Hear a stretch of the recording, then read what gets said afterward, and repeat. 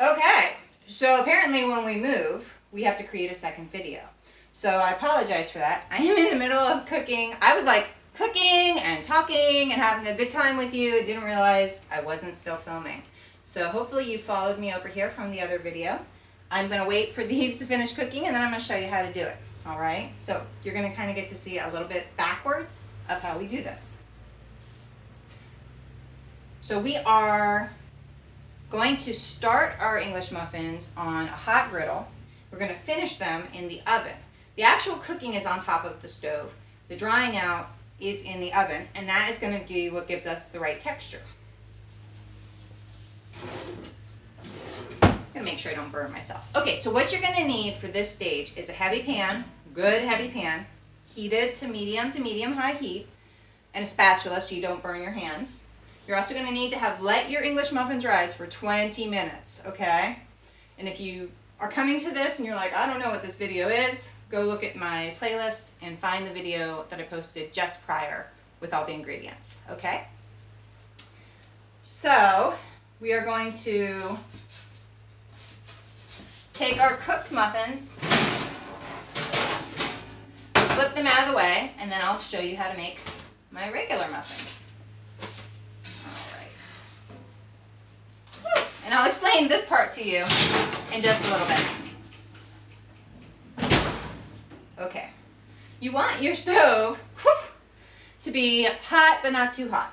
You might need to turn it up and down as you cook. Not a big deal. Okay, you're going to take your English muffins. They should be risen by this point. You're going to put them on the dry pan. I usually do 4 or 5. You don't want to be crowded. They should cook at 3.5 to 4 minutes per side. Okay? And what you're going to see is that they're going to poof and they're going to brown, but the middle is going to stay pretty pale, just like a normal English muffin. Now, I've seen recipes that call for cornmeal to be used either in the pan or rolling out. Don't do that. Please don't do that. First of all, Thomas does not do that. They use farina. So if you're using normal flour, just use cream of wheat. Okay? Secondly, and if you're gluten-free, I mean, obviously don't do that. Just use the flour, it'll go okay. Secondly, my experience is that the cornmeal burns and falls off anyway. You will get a little scorching with the flour. Just brush it off, okay? And it'll be just fine. And sometimes I think that little bit of scorching is what makes this taste so good, to be honest with you, okay? As these are cooking, I'm going to explain to you why we put them in the oven. So these are going to be very, very moist when you start. And putting them in the oven just draws out the extra moisture just a little bit. Just enough that when you toast them, you get the lovely craggy tops. Okay? So keep an eye on it. You want to check. The timing of this is not exact. Okay? It's basically how hot is your pan will determine how quickly these cook. But basically, you're going to take them, you're going to gently flip them. Sometimes it takes me up to 4 minutes, 4.5 minutes. Sometimes it's only 3. Today my oven is running really hot, and so my stovetop, so it's like 2 minutes consistently on each side, but still tastes great. Okay. Once you've cooked all of these, you're going to slip them into your oven. Once again, 325. Let them dry out. That's going to take about 12 to 15 minutes in that warm oven. And then you're going to let them cool completely before storing them. Now, stick around. First of all, I'm going to show you how to split them and store them and tricks. Second of all, I'm going to announce who our winner is. So don't go anywhere.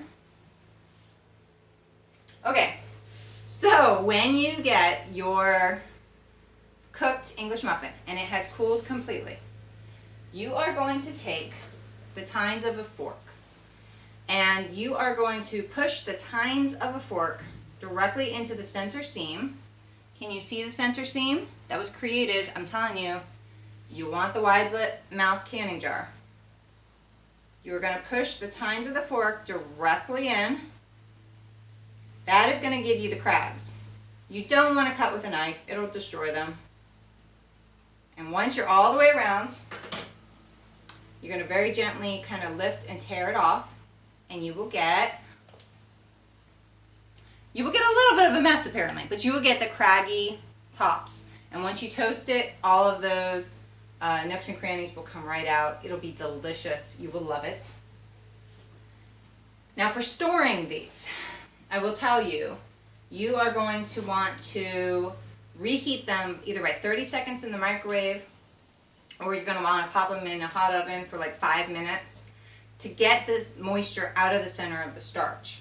Now what happens is, especially with gluten-free, all the moisture gets sucked in and they feel really stale and they get really crumbly.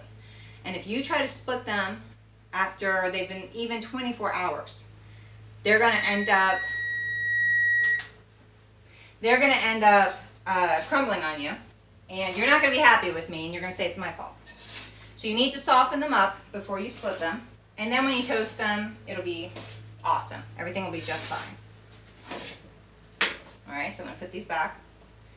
But you want to make sure that you soften them back up. You can even, if you want, you can take these and make egg McMuffins with them, or vegan egg McMuffins with them, and then wrap them up in paper, right? Freeze them in a really airtight container, and then you can just zap them in the microwave, take with you to work in the morning. They'll be great. And if you actually do get to the point where they just go stale on you, don't forget, you can always do English muffin pizzas, which are a fan favorite. All right, so thank you for watching. Stick around if you want to know who won the Instant Pot. I think I already mentioned it, but if I didn't, I guess I'll mention it again. Make sure if you have recipes that you'd like me to make, put them in the comments section, because I can only make what I know you want to make. Otherwise, you get to eat what I want to eat. So, our winners for our Instant Pot giveaway. Our first place winner, that's our winner right now, is Sarah Soslow. Sarah, I'm sorry if I mispronounced your name. Feel free to correct me. Sarah, you have 2 weeks to email me with your full address and a link back to your profile so I know you're the right person. And I will send you the same Instant Pot that I use to your house. Sarah, if you don't email me back in 2 weeks, then I am going to go ahead and give it to, I think it's J.N. Lobb. Okay, J.N. Lobb, I know who you are. Okay, I'm familiar with your name. Go ahead and also email me within the next 2 weeks. If Sarah fails to respond, I'll go right to you. And J.N., if you didn't see this, then I will go ahead and have my girls do another drawing and pick out one more name or 2 more names. And we'll just keep going until somebody takes it home. Or I'll give up and shrug my shoulders and have 2 Instant Pots. So I look forward to hearing from you. Like and subscribe if you want more recipes. And don't forget, I love you. I'll talk to you later. Bye.